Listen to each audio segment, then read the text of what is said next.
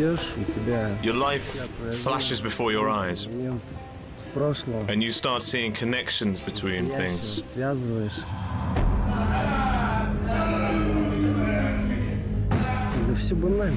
Mine's a simple story.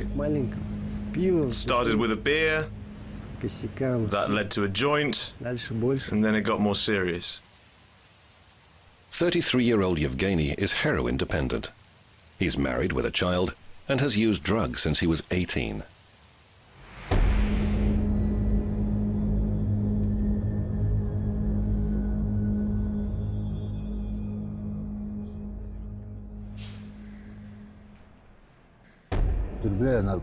I've taken drugs since the early 90s.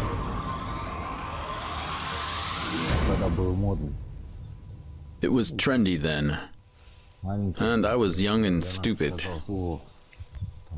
We thought it was something special, and I wanted to stand out from the crowd. Sergei is 37, with a wife and son.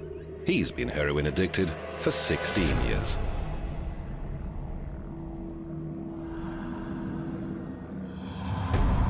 When I was 19,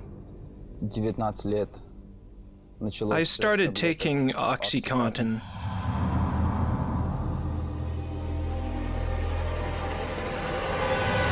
Then they went up to $120 each instead of $60, and they weren't that easy to get anyway. And then a friend offered me some heroin to try. Gleb is 24. He lives in the USA with his parents. He's been heroin dependent for 5 years.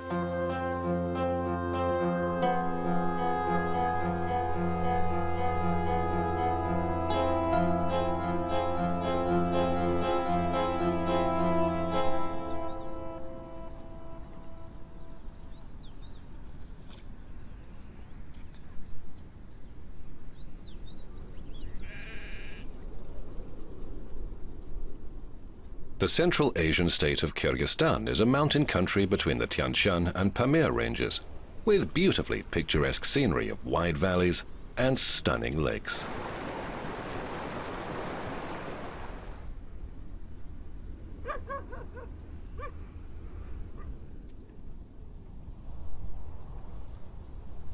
A lot of my patients are ordinary, good, well-bred and educated people. But because of different circumstances, they've found themselves in this position. Society, the government and the politicians generally have no idea who the drug addicts are or what it means to have one in the family.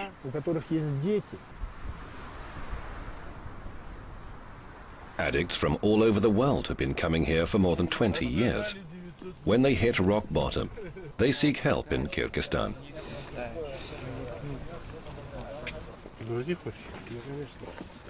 When Yevgeny's life was in danger, his family brought him to the clinic. His wife Maria came with him. We bought a new car, and I really wanted to keep it. I hoped I'd be able to drive myself, but I just couldn't. That's what made me realize that I really needed help. The whole point is that he's come off his own free will. I didn't want to force him. It would be useless if it hadn't been his decision. I didn't want to come at first. He has to really want to do it. I didn't have enough willpower. Maria fell in love, had her dream wedding, and then the child she always wanted, with her man at her side.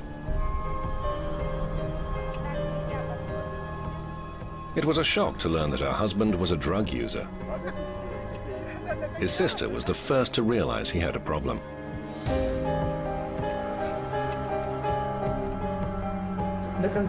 I wouldn't really believe it. She tried hard to open my eyes. How can you not see it, she asked, but I just refused to believe. I said it couldn't possibly be true. It's only natural. A woman always thinks her man is the best in the world. Of all the close friends I've ever had, only one is still alive. Some overdosed, others were killed or died in prison. Well, this isn't exactly what you'd call a safe way of life.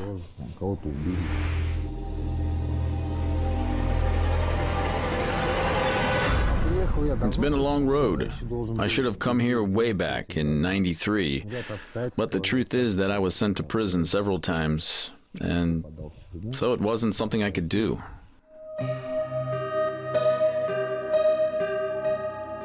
Once the body becomes accustomed to drugs, it needs them all the time. When addicts don't get the heroin they crave, they experience withdrawal symptoms, which often include acute pain. So their patients are not subjected to that torture. The doctors chemically induce a coma.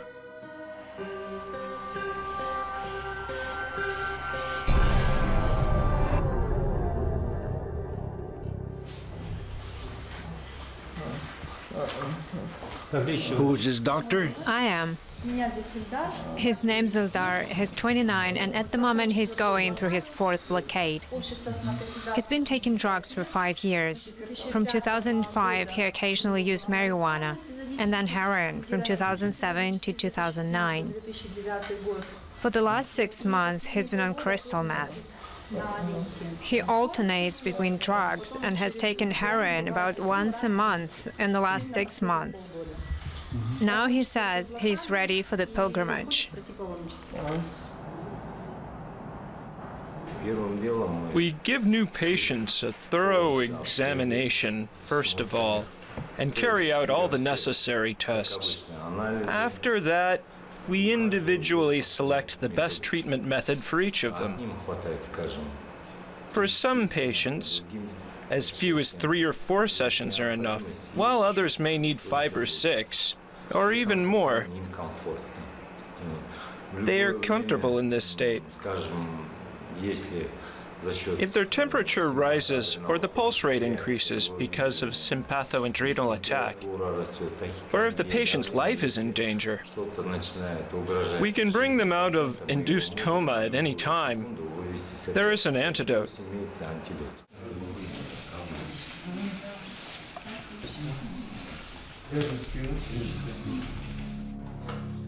Drug addicts don't only endanger themselves, but also the lives of their families and friends. Parents, spouses, and children always suffer as well.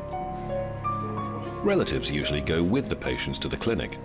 They take the long road to recovery together. I think by now you all know that the treatment they go through is quite tough. And it's easier for the patients when it's a family member who looks after them. When a family first becomes aware of addiction, the first reactions are often confusion, panic, and anger. Doctors describe close relatives of drug users as codependent. Vladimir, what are you feeling now? What are you thinking about? My only thought is about how to get rid of it. What to do, right? What to do, yeah. How to help. Yes, what I can do to help haunts me. What can be done? What steps to take? The incredible sense of guilt is tearing us apart. It's haunting and depressing. How could it have happened? Why did it happen to my child? What did I overlook? What did I do wrong?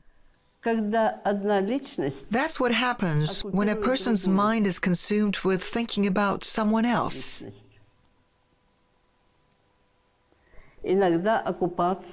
Sometimes these thoughts just take up too much space in your brain. So you don't have much time left to develop your mind and personality. Am I right?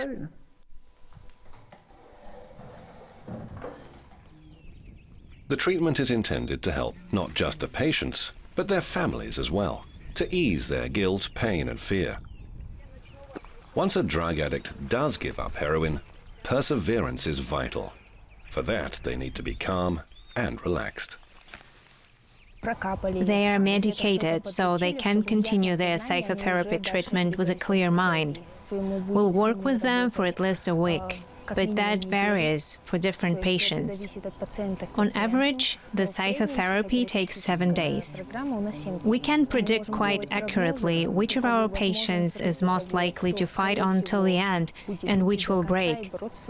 If they don't have the inner strength, willpower, and an intense desire to overcome their addiction, then it is highly likely that one day, maybe much later, after a year or even 10, they'll eventually start taking drugs again. Gleb was always an adrenaline junkie and an extreme sports enthusiast. He first tried heroin in his search for yet another high. Gleb, вставай. Wake up, Gleb. Gleba. Time to get up. Проснись. He liked it and was hooked. That's how he ended up here, in a Kyrgyz clinic. What first interested me about him was the fact that he'd come from the USA. At that time, Gleb was the youngest of my patients. That made him the most difficult. He was 22 and wanted to see everything there is to see in the world. He's full of illusions, and it's impossible to persuade him of anything. He never listens to anyone. Gleb's parents brought him to the clinic last year, but he couldn't make it through the treatment. He gave up and went home. We keep in touch with patients for 6 months after their treatment. We learned that he was taking 5 pills instead of the one he was prescribed. He knew what he was doing, but he's a thrill seeker, and he was desperate for adrenaline. The medicine overdose was far too much for him. He nearly died.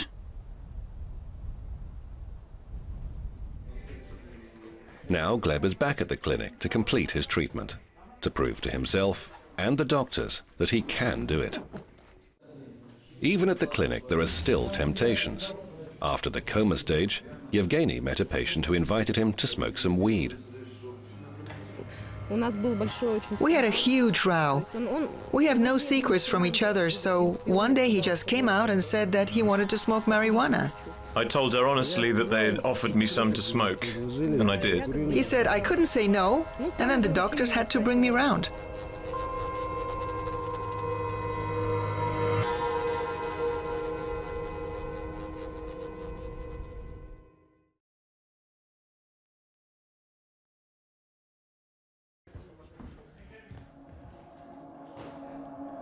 We use what's called the stress-energetic psychotherapy method, which first appeared in 1988. Any mental disorder is linked to the soul, especially if we're talking about drug or alcohol addiction. It's all rooted in our emotional experience.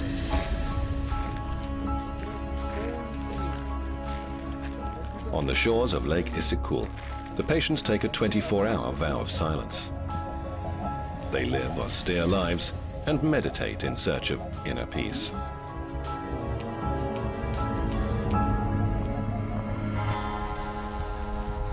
For this spiritual journey, everyone chooses their own ritual stone. They try to transfer all their fears, pain, and drug-filled past into their stones.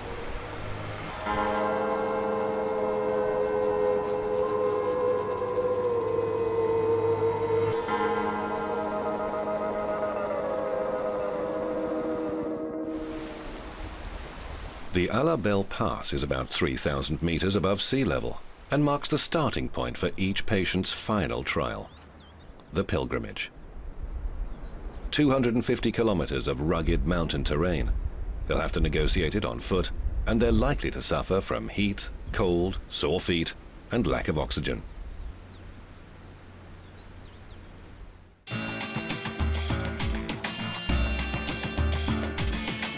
Gleb attempted the pilgrimage last year, but failed. The rough hike proved too much for him. After 50 kilometers, the young man could go no further. I hurt my back badly. Either way, you have to get out of here. Look around and make a decision. It's not that I didn't want to. I did show up after all. Show me where it hurts. Here. I jumped onto a snowboard from about 30 meters and missed. Now every step I take hurts. Gleb, our first stop is in 2.5 kilometers. But what's the point? I could go on, but what for? So you're not going? I could go on, but it's pointless. Well, at least you'd get that far. But I know that I won't get any further. You really want to give up? No, but I already know I won't make it. When it came to picking a stone, I chose a huge one. It must have been about 8 kilos, I think. I didn't know then that I'd have to carry it 250 kilometers. That's why it ended up so badly.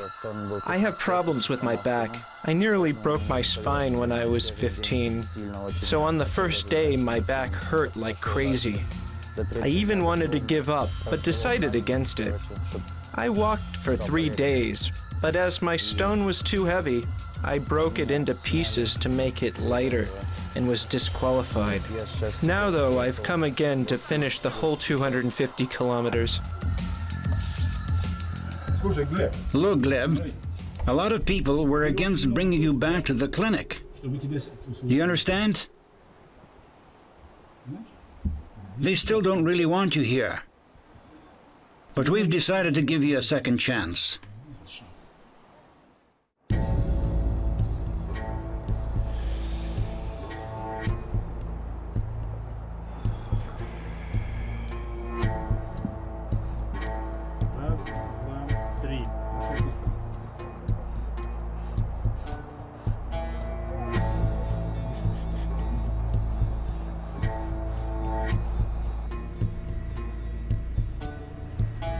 Yevgeny has also begun his pilgrimage, which should take about a week.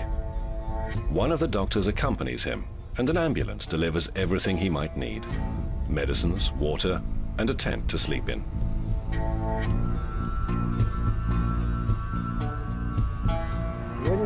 This is the second day. I've got 4 or 5 to go. It all depends on how fast I can hike.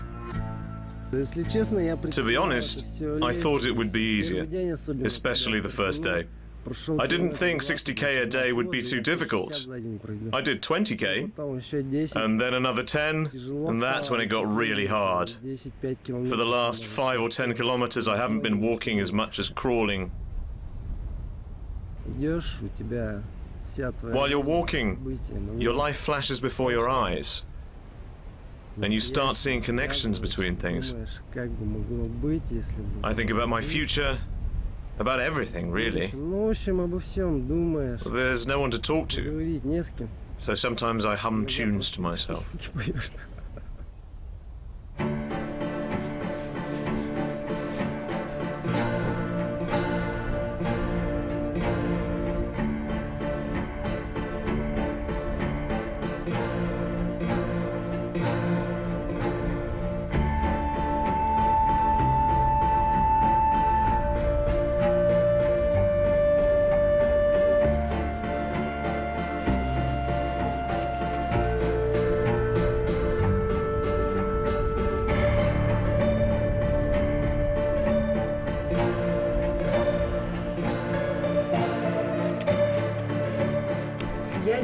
I'm preparing a surprise for my dear husband. I want to show him how much I love him. Of course, he already knows, but I want him to read my banner from the mountain so he can see for himself. It's tough up there, and I want at least to make his last 2 kilometers a little easier, so he'll hurry, knowing I'm waiting for him. We miss each other so much. Maria stood by her husband at every stage of the treatment. They cried, argued, and made up together, hoping he'd recover. Is he a strong man? Probably, if he can do it. He hasn't yet. He's only been walking for 3 days. He can do it. You're confident, right? I have no doubt at all. I know he can make it to the end. What will you do if he started taking drugs again? Again? No, he won't. I'm sure. I don't even want to think about it. What if? Well, I'd stand by him to the end. If he breaks, we'll try to cure him again. Well done. What a woman. Not everyone can cope with the test of the pilgrimage. Some patients need to face emotional rather than physical trials. I'm not well enough to go on the pilgrimage. I'd like to, but I know I'm just not strong enough to get through it. So if you think about it, shock therapy seems to be quite a reasonable alternative. Doctors call this stress-energetic psychotherapy. But in layman's terms, it's shock therapy.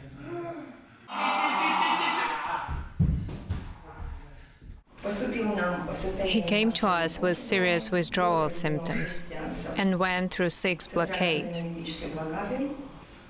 Are you sure in your own mind that you'd give up? 100%. Why do you think so many people say that? I don't know. You have some experience of the criminal world, right? Sure, I know it inside out. Many say they're 100% sure, and the next thing they're shooting up again. I don't know about them, but I can give you my word. I'm a man, and I always keep my promises. That's how I was brought up.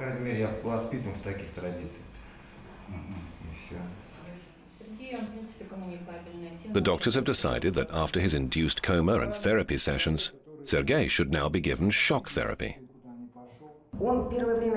At first, he couldn't make up his mind. He wanted to go on the pilgrimage. He said, "I want to carry this stone with my past and my pain. I can do it." Sergei has survived severe trials before. He was in solitary confinement in prison, and I'm sure he can pass the test.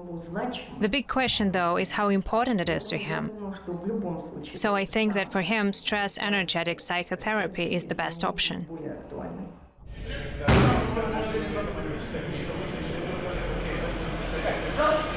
The procedure takes half an hour. The doctors think of it as a psychological reboot. Bright lights, loud shouting, and aggressive clapping help clear and reprogram the patient's mind. The process induces a cathartic state.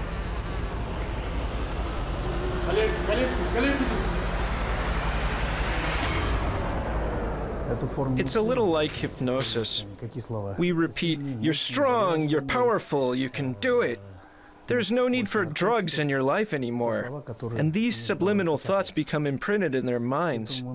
The next day, these ideas get stuck in their heads, though they don't remember the actual words we say.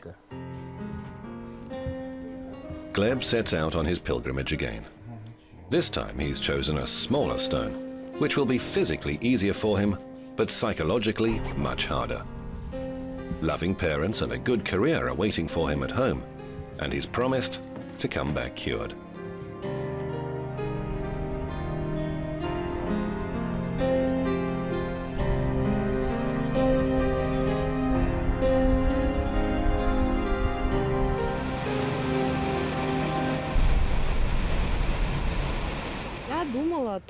I wanted him to remember the exact moment that he finished his journey. I wanted to make it special. I know it was quite a demanding experience for him, and I'm so proud of him for proving he was able to do it. A cleansing summer rain shower began just as Yevgeny completed his week-long pilgrimage. The treatment was over.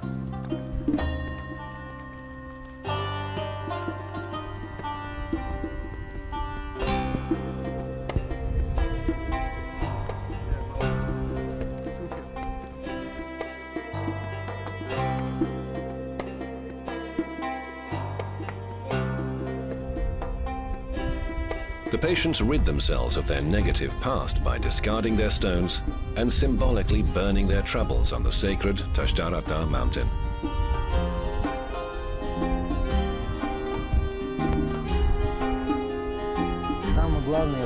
The most important thing is that I've saved my marriage. All this is thanks to my wife, who's waited 16 years for me.